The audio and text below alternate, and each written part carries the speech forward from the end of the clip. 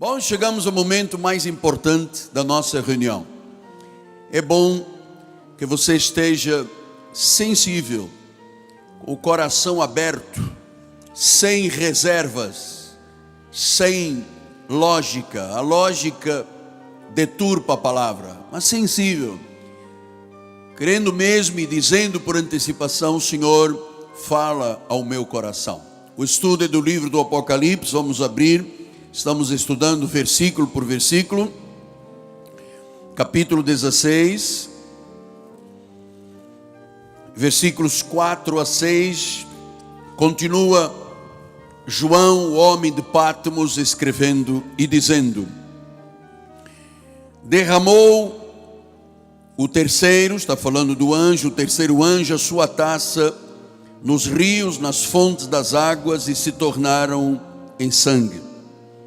Então ouvi o anjo das águas dizendo: tu és justo, tu que és e que eras o santo, pois julgaste estas coisas, porquanto derramaram o sangue dos santos e de profetas, também sangue lhes tens dado a beber, são dignos disso. Que essa palavra abençoe os nossos corações. Vamos ouvir o pregador, vamos receber a semente da palavra em nosso coração. Oremos a Deus.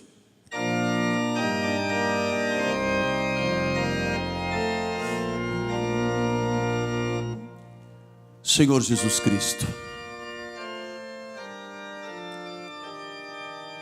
não existe, em hipótese alguma, um lugar melhor do que o concílio de Deus. Este é o ápice da vida. Estar na igreja é estar no concílio de Deus, é estar em comunhão com a noiva de Jesus, é estar em comunhão com os anjos, que nós não podemos vê-los com os olhos físicos, mas aqui estão celebrando com a igreja de Jesus, com a noiva de Cristo, este culto racional. Aqui estamos sendo alimentados, cuidados, pastoreados e, acima de tudo, muito amados. A palavra é o testemunho disso. Ela é uma semente que vai produzir frutos a 30, a 60 e a 100 por um da semente. Então, Senhor, que nada, absolutamente nada, nem ninguém possa impedir esta sementeira no coração dos eleitos de Deus. A terra é boa, a terra é fértil, ela é produtiva. Então, Senhor, fala-nos e usa os meus lábios, minhas cordas vocais, para que a Tua palavra tenha expressão na vida que ela já contém. Em nome de Jesus, e o povo do Senhor diga amém, amém e amém. Muito obrigado, meu bispo amado.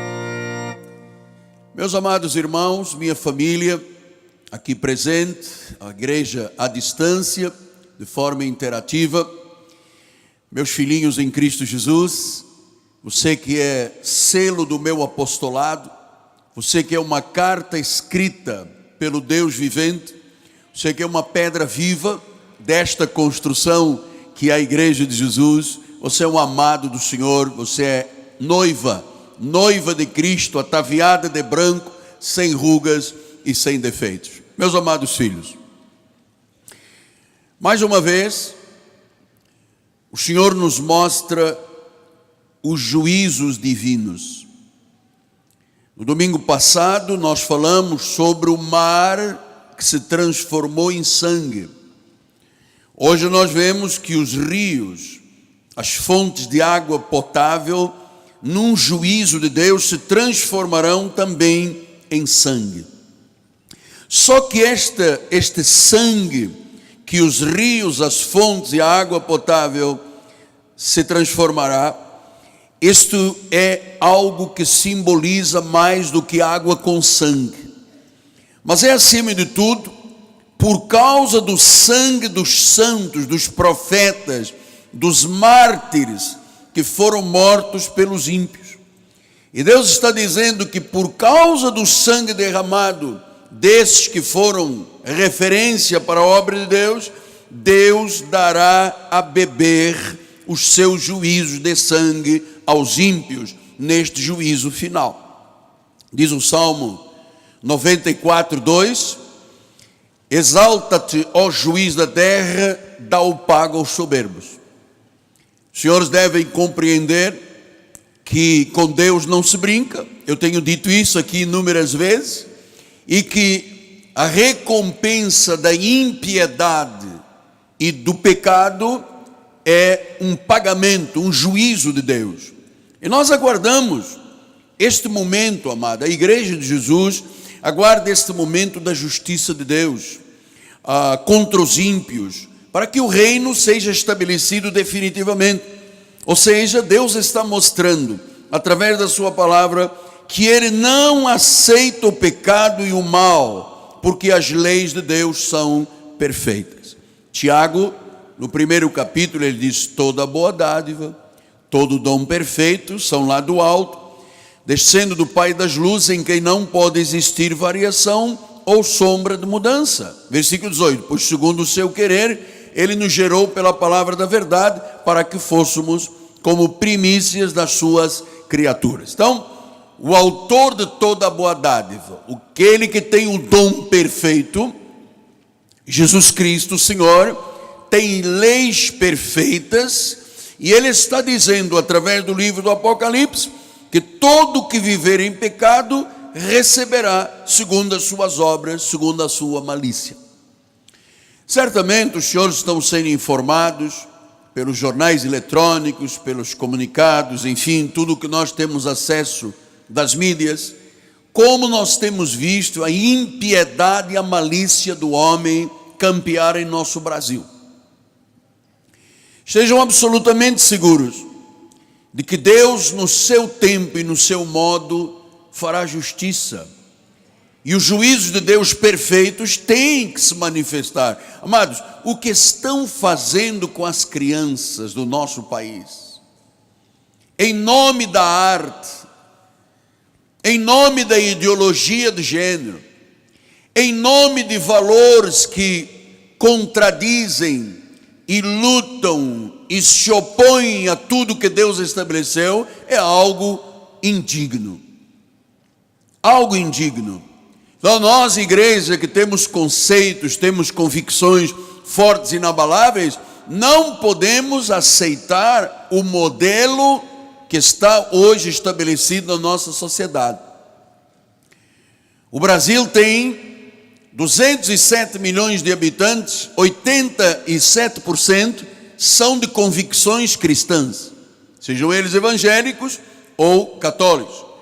Os católicos com os seus símbolos, e a igreja protestante, a igreja evangélica com a sua Bíblia, pois exatamente sobre os símbolos da igreja católica, a sua cruz tem gerado os mais indignos momentos em nome da arte, criando relações sexuais sobre a cruz, expondo uma imagem de Jesus Cristo com artefatos eróticos. Temos visto o que nunca imaginaríamos ver. Amado, eu tenho 64 anos, e às vezes assim, eu já vi tudo. E há pouco um dos bispos me mandou um vídeo, e eu disse, eu não vi nada. Porque é um absurdo que a sociedade está se abrindo. E você não pode imaginar que Deus está de braços cruzados perante esta situação. Os juízos de Deus vão chegar. Porque diz o versículo de número 5 de Apocalipse, ele diz assim: então ouviu o anjo das águas dizendo, tu és justo, tu és santo, tu és o juiz, tu julgas. Então, este Deus justo, santo, que julga as coisas, amado, você não pode entender e dizer assim, Deus, mas esta malícia, esse estado depauperado da nossa sociedade, esses valores distorcidos, porque depois as pessoas distorcem os valores e dizem, a igreja é homofóbica. A igreja não é homofóbica, a igreja é santa.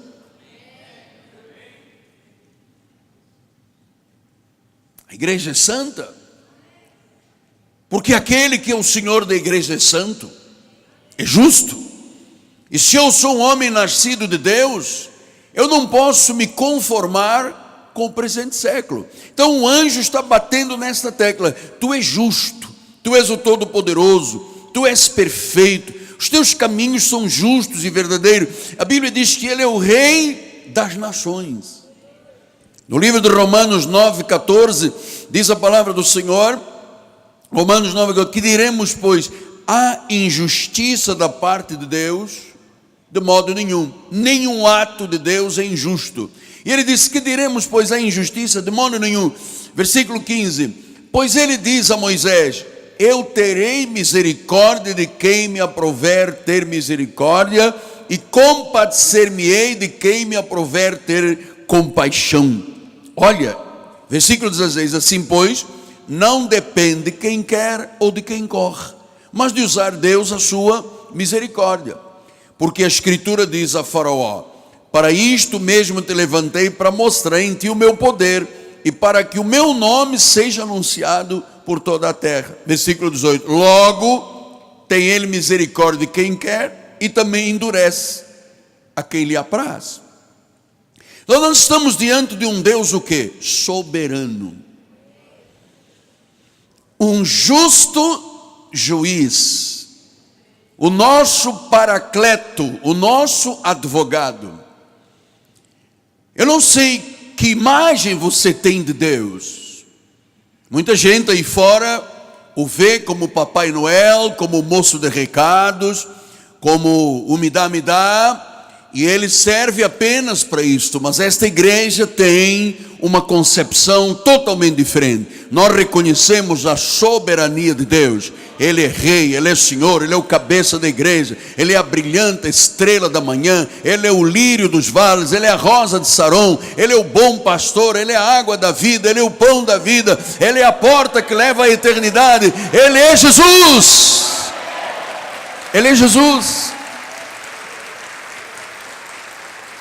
Então, João escreve e diz: tu que és e que eras. Então Deus está revelando através de João a eternidade do Senhor. Ele é de eternidade a eternidade. Apocalipse 1:8 diz: eu sou o alfa, eu sou o ômega, diz o Senhor, aquele que é, que era e que há de vir, o Todo-Poderoso. Então Ele não depende de nada nem de ninguém. Ele é o doador, Ele é o sustentador da vida. A Bíblia diz: Ele é santo. Ele é santo. E por causa da sua santidade, Deus exige santidade da igreja e exige santidade da nossa vida. Todos os juízos de Deus são perfeitos. O homem se corrompeu adorando Satanás e o anticristo. Por isso a razão do julgamento final. Então, irmãos, creiam nisto. Não há julgamentos desmerecidos. Não há arbitrariedades em Deus. Ele é a medida corretiva. Colossenses 3,6 diz isso. Por estas coisas é que vem a ira de Deus sobre os filhos da desobediência. Então, não é um julgamento desmerecido. Não é uma arbitrariedade de Deus. É uma medida corretiva. Sendo Ele justo e santo, perante a decadência do homem, que tem violado os preceitos de Deus, aquele que é santo, aquele que é justo, aquele que é Senhor, a igreja tem que ter este tipo de posicionamento. Deus fará justiça nesta terra. Ele faz com os seus. A Bíblia diz que Deus disciplina aquele que Ele ama. Que no início isto pode parecer tristeza, mas ao cabo o Senhor diz, é para que participemos da sua santidade. Então quando alguém peca, Deus disciplina, Deus corrige, Deus açoita, Deus faz justiça começando com a sua própria casa. Como Deus ficaria indiferente perante o que o mundo está vivendo hoje? Indução à vida sexual, dizendo-se que o ser humano é homem, mulher, mas também tem outros gêneros. Não existe outros gêneros. Deus criou um homem, Deus criou uma mulher, Deus criou um macho, Deus criou uma fêmea, diz a Bíblia Sagrada. Não existem outros gêneros. Isso é uma falácia, é uma mentira que está destruindo famílias e destruindo a criancice e a juventude. Nós ficamos com a Bíblia Sagrada. Diga amém, por favor. Diga: eu fico com a Bíblia. Diga: eu sou da parte de Deus. Eu não me conformo com este mundo. Então, quando você tem esta percepção, é claro e é evidente que o Deus único e verdadeiro da Bíblia Sagrada, que é o nosso Senhor, quando você o reconhece como justo, todo-poderoso, é porque você já entendeu um fato muito importante doutrinal, que Cristo é Deus. Então, de glória em glória, meus amados, de culto em culto, nós todos estamos crescendo em conhecimento. Começamos com 30% da semente, depois passamos a 60% da semente, e graças a Deus que hoje grande parte expressiva da nossa comunidade já está vivendo 100% da semente. Você sabe por quê? Porque nesta igreja se vive a verdade de Deus.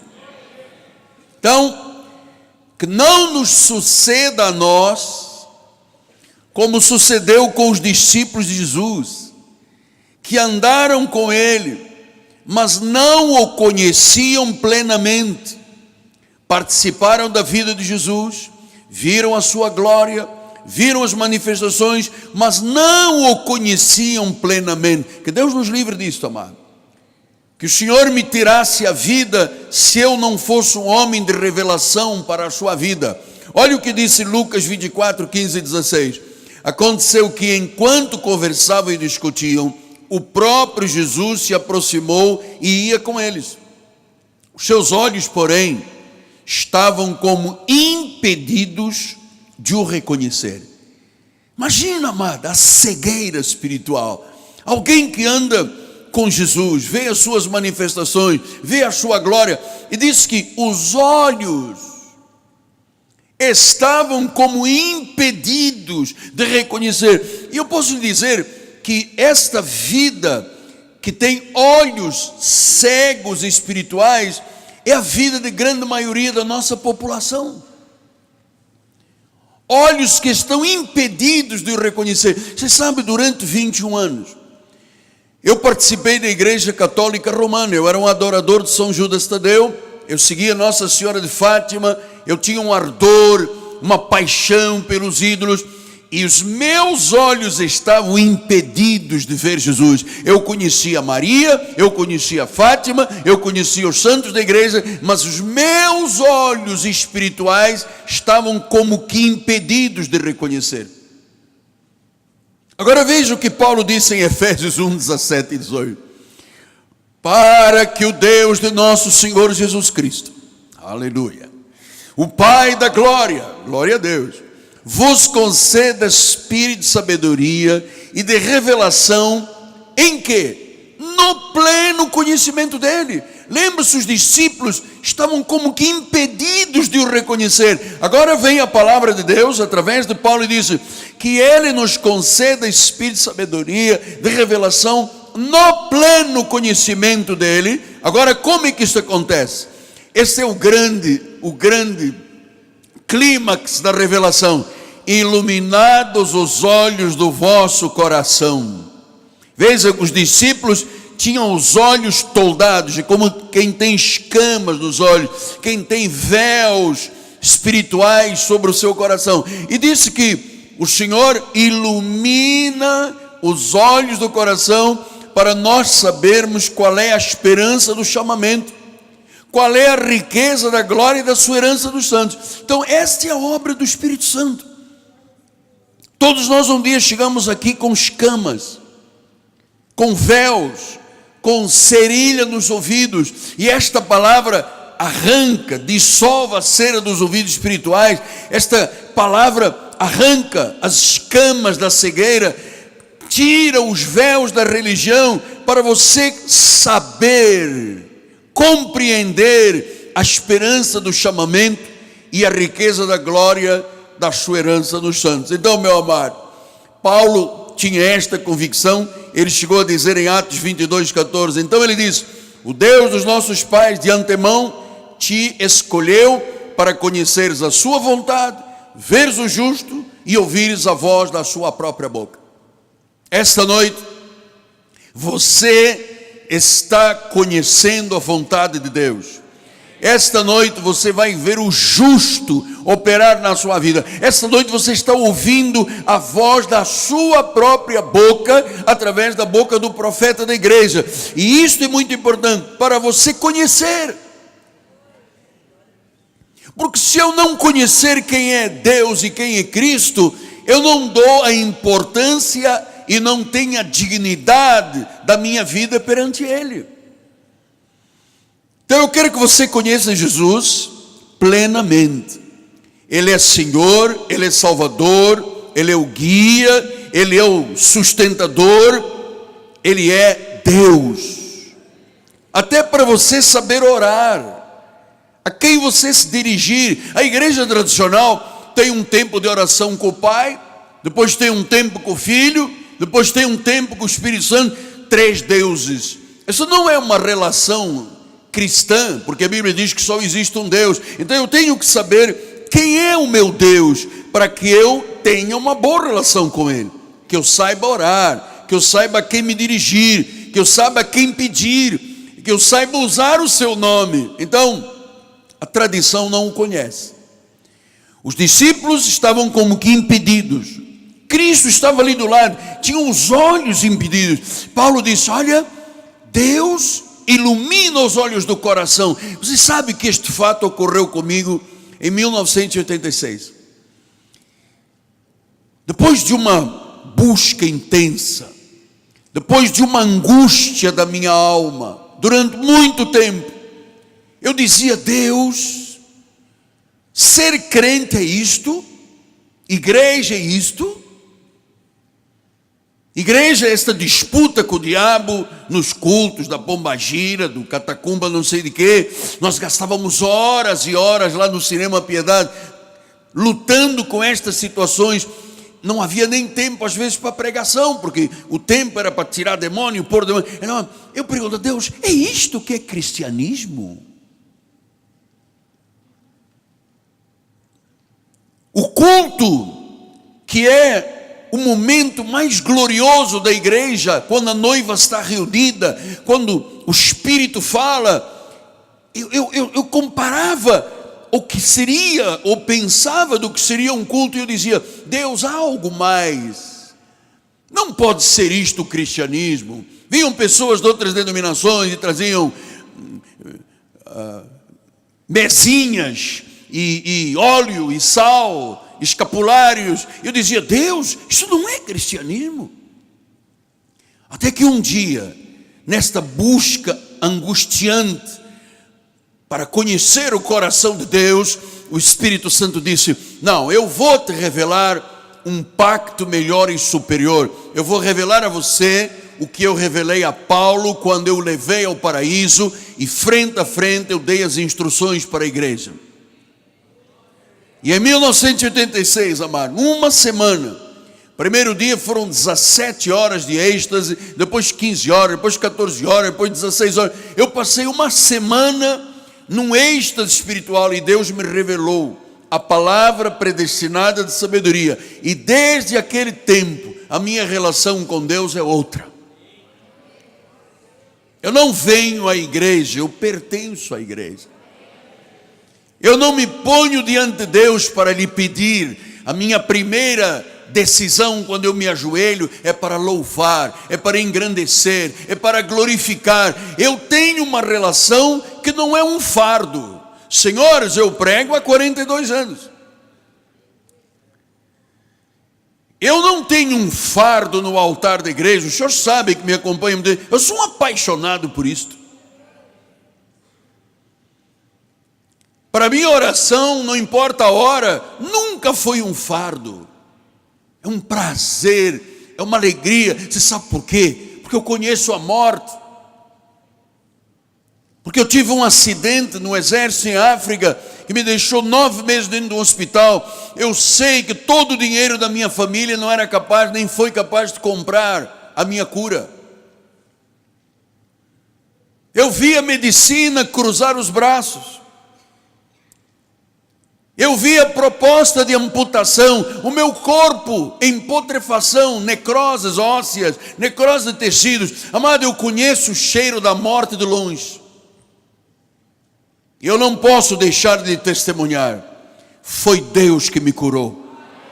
Foi Deus que me transformou. Foi Deus que restaurou a minha vida. Foi Deus que deu este chamado para pregar as boas novas de grande alegria. Então eu o conheço de forma prática, real.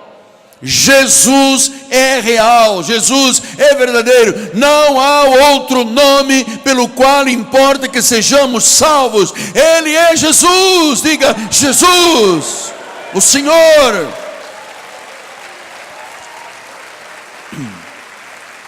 Você sabe, a tradição não o conhece. No Natal, ele é um menino num presépio. 50 dias depois, ele é o crucificado, ensanguentado numa cruz. A tradição não o conhece. Veja você, amado, que eu preciso lhe dizer isto. Tanto que não o conhecem, não têm olhos iluminados, porque querem imitá-lo. As pessoas querem imitar Jesus. Mas se você quiser imitar Jesus, você vai terminar no cimo de um monte, crucificado num madeiro. As pessoas não o veem como nosso substituto. Se ele sofreu, é para que eu não tenha mais que sofrer. Se ele se fez pecado, é para que eu não me veja mais pecador. Se ele teve chagas, é para que eu seja curado. A Bíblia diz que ele se tornou pecador para que nós nos tornássemos justos. Então, eu não quero imitar Jesus, porque eu não posso imitar Jesus. Ele é Deus. Ele é o nosso substituto. A Bíblia diz que ele se fez pecado para que nós fôssemos livres da maldição da lei. Então eu não posso imitá-lo, tanto que Paulo explicou isso, senhores. Olha lá em 1 Coríntios 5,16. Assim que nós daqui por diante a ninguém conhecemos segundo a carne. E se antes conhecemos a Cristo segundo a carne, diz a Bíblia, já agora não o conhecemos deste modo. Deus não quer que ninguém o imite. Deus não quer que você siga o Jesus na via crucis, carregando uma cruz, um fardo, ajoelhando em cima de milho, raspando os joelhos, ensanguentado. Que Deus é esse que quer ver sangue na igreja? Quando ele já derramou sangue, já pagou o preço, e o sacrifício foi de uma vez por todos. Então ele disse: a ninguém conhecemos segundo a carne. A Cristo, ele não quer ser conhecido segundo a carne. Romanos 7,14 diz, 7,4: assim, meus irmãos, também vós morrestes relativamente à lei por meio do corpo de Cristo, para pertencerdes ao outro. Não ao Cristo que andou lá em Jerusalém, que foi julgado, chicoteado, cuspido, recebeu uma coroa de espinhos, foi a uma cruz. Ele disse: ali ele estava no cumprimento da lei. Agora nós fomos chamados para pertencer ao outro, a saber, aquele que ressuscitou. Se ele ressuscitou, ele está vivo. E ele disse: quando 2 ou mais estiverem reunidos em meu nome, eu estarei no meio de vós. Ele está aqui. Dê-lhe glória, dê-lhe glória, dê-lhe glória, dê-lhe glória, dá-lhe glória, com força, amado. Glórias a Deus. Aleluia. Romanos 9,5 diz: deles são os patriarcas, também deles descendo Cristo segundo a carne, o qual é sobre todos, é Deus bendito. Então não existe um pai idoso, um filho ensanguentado e uma pomba. Isso tudo são tradições religiosas que não servem para nós. Ele é sobre tudo, ele é Deus bendito. Amado, Jesus não tem um papel inferior ao Pai. A Bíblia diz: eu e o Pai somos Não há papel inferior. Por isso em Romanos 9, 1 a 4 ele diz: digo a verdade em Cristo, não minto, testemunhando comigo no Espírito Santo a minha própria consciência. Tenho grande tristeza e incessante dor no coração, porque eu mesmo desejaria ser anátema, maldito, separado de Cristo por amor aos meus irmãos, meus compatriotas segundo a carne. São israelitas, pertencem à adoção e também à glória das alianças, a legislação, o culto e as promessas. Paulo disse: olha, às vezes eu tenho vontade de ser anátema para que os meus patrícios compreendam isto que você compreende aqui na igreja. A revelação da graça do Senhor. Então, Paulo apresenta Jesus como Senhor. Paulo nunca falou Jeová. Jeová era uma manifestação do velho pacto, da velha aliança. Jeová Jiré, o Deus da provisão. Jeová Rafa, o Deus que cura. Daí vem o nome Rafael. Jeová Nissi, a nossa bandeira. El Shaddai, o Todo-Poderoso. Isso eram manifestações de Deus. Mas Paulo, o apóstolo da graça para a igreja gentílica, ele nunca disse: ele é Jeová dos Jeovás. Ele disse: ele é Rei de Reis, ele é Senhor de Senhor. Nunca em nenhuma das 14 cartas de Paulo ele tratou Jesus como Jeová. Ele dizia: ele é Senhor, ele é Deus, ele é Rei, ele é Senhor dos Senhores. Nunca Jeová. Então a minha relação não é com Jeová. Jeová era uma manifestação do Antigo Testamento. A minha relação é com Jesus, o único Deus. Jesus é o nome a conhecer aqui neste ministério. 1 João 5,20 ele disse: olha, também sabemos que o Filho de Deus é vindo e que nos tem dado entendimento para reconhecermos o verdadeiro. Quem é o verdadeiro? Estamos no verdadeiro, em seu Filho Jesus Cristo. Este Jesus Cristo é o verdadeiro Deus e a vida eterna. Ele não diz Jeová é o verdadeiro Deus, porque as testemunhas de Jeová dizem: não, o Filho não manda, quem manda é o Pai, é Jeová, porque eles não sabem que eu e o Pai somos um.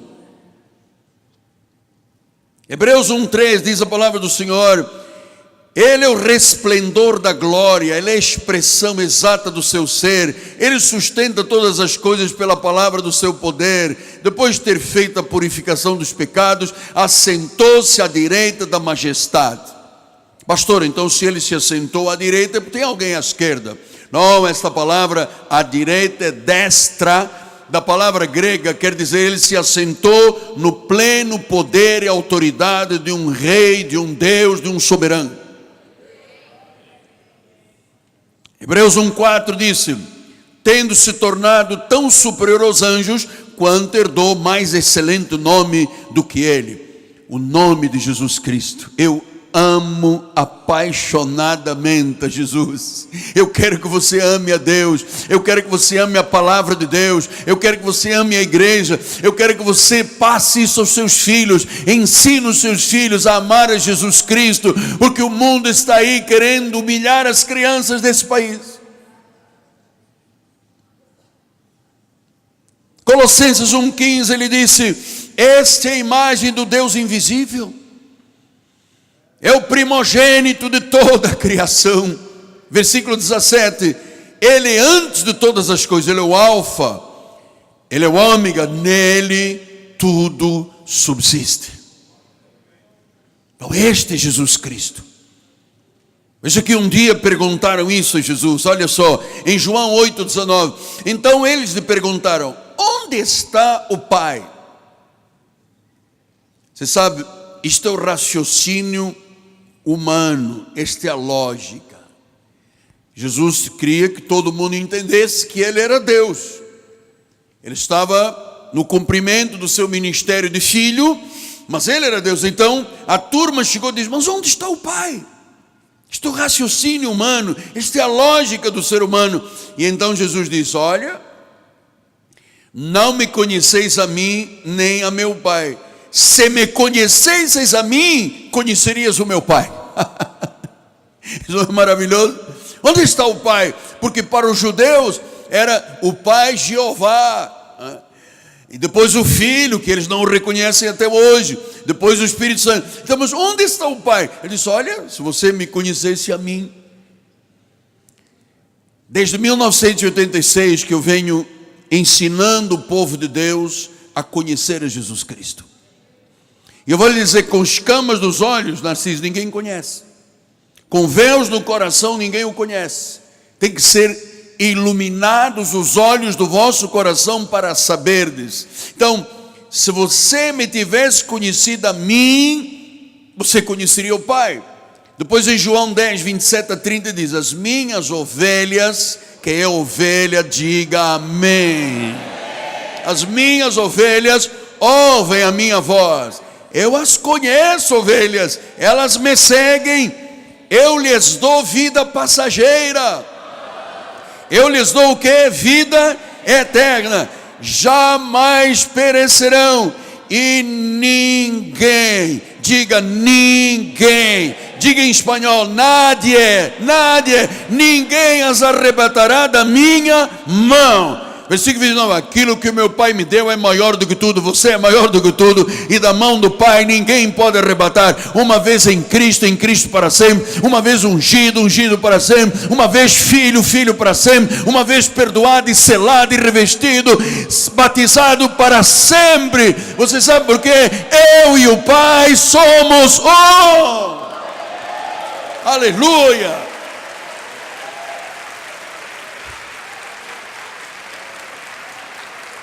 Aleluia.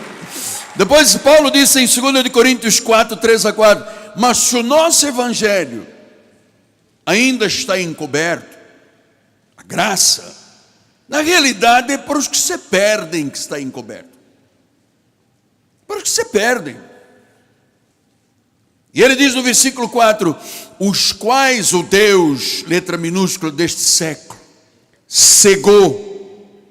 cegou o entendimento dos incrédulos, para que não lhe resplandeça a luz do evangelho da glória de Cristo, qual é a imagem ipsis literis de Deus. Cristo é Deus. E eu vou lhe dizer, amado, é aqui que o chamado povo de Deus se enreda com filosofias e sutilezas, com tradições, com rudimentos. Vejam, senhores, a Bíblia não fala de livre-arbítrio, isto é um mito.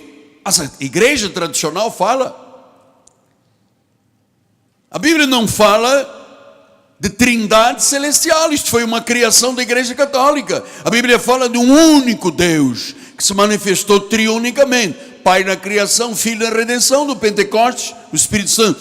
Mas a Bíblia não fala de vários deuses. Isto são filosofias, são sutilezas, são tradições que criaram coisas que não estão na Bíblia, mas que dizem que estão na Bíblia. Até quando João, eu amo o livro do Apocalipse. Quando João, lá na ilha de Pátmos, teve a primeira visão, olha lá, Apocalipse 4:2 assim, imediatamente eu me achei em espírito, e eis armado no céu 3 tronos, tem uma pomba, tem um idoso e tem um homem de sangue. Estava quem? O que ele viu? Eis armado no trono, um trono, e nesse um trono estava alguém assentado. Sabe quem estava lá? Jesus Cristo. Ele não viu 3 tronos, 3 pessoas, ele viu um trono, e ele viu esse trono rodeado de pedras preciosas, havia relâmpagos, havia anjos por toda parte, e lá estava alguém. Você sabe quem é esse alguém? É alguém que está na tua vida, é alguém que te amou, é alguém que te salvou, é alguém que te resgatou, é alguém que te deu vida, é alguém que te tirou da morte para a vida, das trevas para a luz, da ira para a graça. Ele é Jesus. Diga glória a Deus. Diga forte glória a Deus. Aleluia, aleluia. Então, com esta revelação, ou a falta desta revelação, é que as pessoas se enredam em filosofias, sutilezas vãs, tradições e rudimentos. Você não vê aí especulações o dia inteiro. Eu ouvi um dia um pregador dizendo: eu estive morto 7 dias, eu fui ao céu, eu estive diante de Deus e eu voltei. Então Deus disse: olha, o que você está vendo aqui, mostra lá na terra. Você sabe que isso é uma especulação. O único que esteve lá foi Paulo, e diz em 2 Coríntios 12:4: eu fui arrebatado ao paraíso e ouvi coisas inefáveis, as quais não é lícito ao homem referir. Paulo foi proibido de contar detalhes. Deus permitiu até um espinho na carne dele, para que ele não se ensoberbecesse. Ele disse: eu não posso contar tudo, foi-me proibido, eu não posso. Agora vem as pessoas e gravam CDs e dizem: não, porque eu fui ao céu e eu vi lá, olha, tinha um corredor grande, de um lado tinha ouro, e do outro lado tinha o povo da Assembleia, do outro lado os batistas, do outro os presbiterianos, havia arame farpado de ouro, porque eles não se dão, a igreja tinha que ser uma, são 30, são as denominações, cada uma, olha, isso tudo são especulações, amado.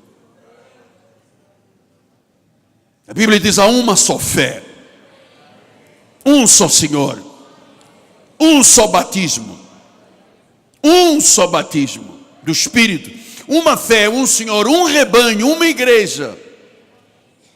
Agora, se você não conhece estas verdades, você diz: oh, o senhor esteve lá, eu vi, olha, tinha um anjo grande na porta, e tinha alguns irmãos varrendo os corredores. São os irmãos que não eram dizimistas, que morreram, estão lá varrendo o corredor. Oh, depois tinha uma porta, e do outro lado eu vi, eu aconteci. Oi, eu conheço gente que gravou, tem CDs aí, desde a oração de R$50 a R$1.500, até pessoas que foram ao céu e dizem tanta coisa que era proibido revelar, mas eles revelam. Nunca estiveram lá, isso é especulação. E quantos não foram ao inferno? Eu conheço gente que gravou CDs e que vendeu milhões. Eu fui ao inferno, quando cheguei na porta do inferno, fui recebido pelo capeta, e o capeta disse: olha lá, aquela gente ali gritando, são os crentes que perderam a salvação. Amado, crente não perde a salvação. Ele disse: das minhas mãos ninguém arrebata, amado. O inferno não é feito para crentes, o inferno é feito para o diabo e os seus seguidores. O povo de Deus vai viver eternamente, é justo, viverá com Jesus. Diga com força, glória a Deus, aleluia, glória a Deus. Então Jesus é Deus, diga: Jesus é Deus. Por favor, não os separem em 3 deuses. Ele é um só Senhor. Judas 4 diz isso. Isso não é os Iscariotes. No versículo 4, não é Judas os Iscariotes. Esse se enforcou, era filho do diabo. É Judas, irmão de Jesus, porque o nome Jesus, Josué, Judas, eram nomes que tinham a mesma etimologia da palavra, a mesma origem da palavra. Então, naquele tempo havia muitos Jesus, muitos Josués, muitos Judas, muitos Josés, que têm a mesma etimologia da palavra. Então ele diz: certos indivíduos se introduziram com dissimulação, os quais desde muito foram antecipadamente pronunciados para esta condenação, homens ímpios, que transformam em libertinagem a graça de Deus. Se eu sou predestinado, eu posso botar para quebrar, eu posso beber, fumar, adulterar, eu posso tudo, porque eu fui predestinado. Então diz que são ímpios, que transformam em libertinagem a graça do nosso Deus. E agora vem o maior erro teológico: negam o nosso único, diga único, soberano, diga soberano, o Senhor, diga o Senhor. E agora você enche o peito, puxa o diafragma e diga: Jesus Cristo.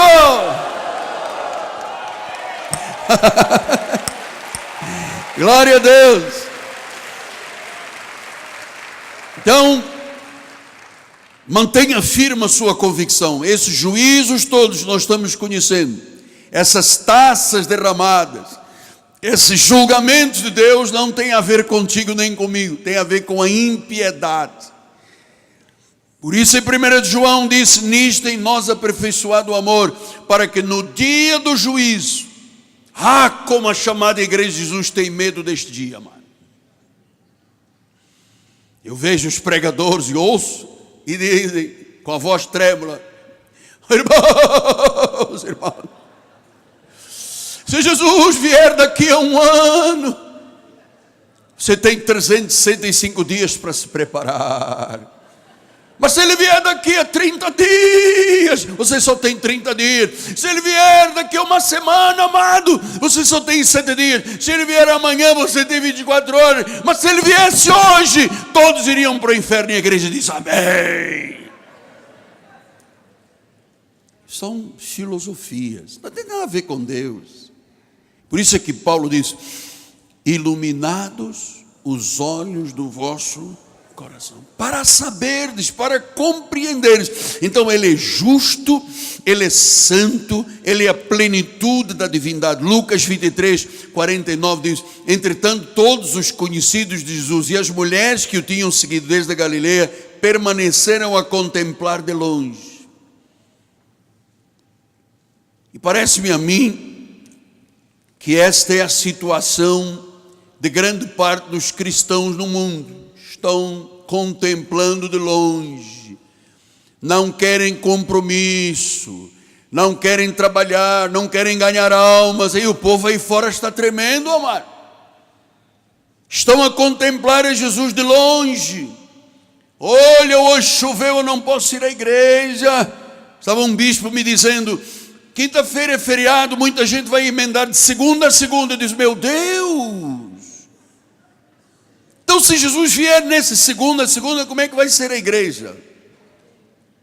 E o Rock in Rio, se Jesus tivesse vindo há 2 semanas atrás, muita galera ia se perguntar: mas onde eu estou? Permaneciam de longe a contemplar. Amado, eu não quero nada de longe, eu gosto da intimidade com o Senhor. Eu gosto de chegar à minha cadeira de oração, me ajoelhar e dizer: Pai, Abba, Pai. Eu queria terminar com uma expressão de fé que você tem que guardar e viver isto para o resto da vida. Colossenses 1:27 diz assim a palavra do Senhor: aos quais Deus quis dar a conhecer qual seja a riqueza da glória deste mistério. Qual é o mistério que é cheio de glória, cheio de riqueza? Isto é, eu não posso terminar sem uma demonstração de fé e de alegria. Qual é o maior mistério entre os gentios? Cristo em vós, a esperança da glória. Diga: Cristo em mim é a esperança da glória. Eu digo: nada temerei, a palavra é fiel, o Deus da palavra é fiel, Ele cumprirá a palavra.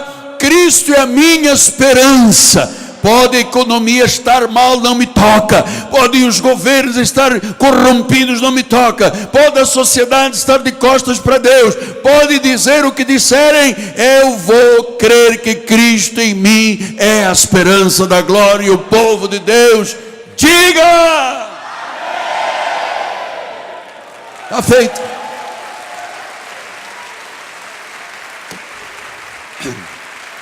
A palavra está semeada. Agora você sabe por que Ele é justo, santo e poderoso. Curve a sua cabeça, por favor. Senhor Jesus Cristo, o meu corpo arde, as minhas entranhas estremecem. Eu anunciei acerca do justo, do santo, do soberano. Nós não estamos aqui a contemplar de longe. Nós não temos mais olhos como que impedidos de ver. Tu nos iluminaste, compreendemos quem é o Rei da Glória. Quem é o Rei da Glória? És tu, Jesus. Tu és a nossa esperança. Então, meu Deus, manifesta-te profundamente na vida de cada membro da igreja. Cada homem, cada senhora, cada idoso, cada ancião, cada jovem, cada criança desta igreja. Ó Deus, ilumina cada dia os olhos do coração, para que todos compreendam a riqueza da glória de Deus, e nenhum membro desta igreja seja envolvido com o mundo, ou corrompido pelas trevas, porque cada membro desta igreja está aprendendo e sabe o que é certo e o que é errado. Então, Senhor, fortalece os membros desta igreja, não só aqueles que estão aqui presentes, mas aqueles que estão à distância, Pai. Você que tem sido muitas vezes questionado e tem questionado Deus, você que vacila na fé, não vacile mais, amado. Creia, mesmo se você estiver esperando algo que você diz, mas meu Deus, já passou tanto tempo, 1 ano, 2, fica tranquilo, Deus está trabalhando, Ele tem o modo, Ele tem o tempo, a sua boca falou, a promessa está de pé, Ele não falha. Amado, ouça, Ele não vai falhar nessa tua causa na justiça. Ele não vai falhar quando você for ao médico e o médico vai dizer, cadê? Onde está aquele tumor? Onde está aquela doença? Ele não vai falhar. Ele não vai falhar em restaurar a tua família, restaurar o romance dentro da tua casa, do teu lar, do teu quarto. Ele não vai falhar. Ele é o soberano, Ele é o santo, Ele é o justo, Ele é Senhor. Aleluia. Sinta-se forte, amado. Sinta-se poderoso em Cristo, amado. Sinta-se um espírito com Ele. Tu estás assentado em lugares celestiais juntamente com Cristo. Tu tens um chamado a governar e a reinar. Ele quer que você reine. Saia dessa depressão, essa angústia, esse medo, essa incapacitação, esse espírito de inferioridade. Saia da sua vida. Se te mostras fraco no dia da angústia, a tua força é pequena. O homem é o que ele imagina em sua alma, e ele é como ele imagina Deus. Então, Pai, que nesta noite curas estejam acontecendo, milagres, prodígios e maravilhas. Eu creio nisto, amado,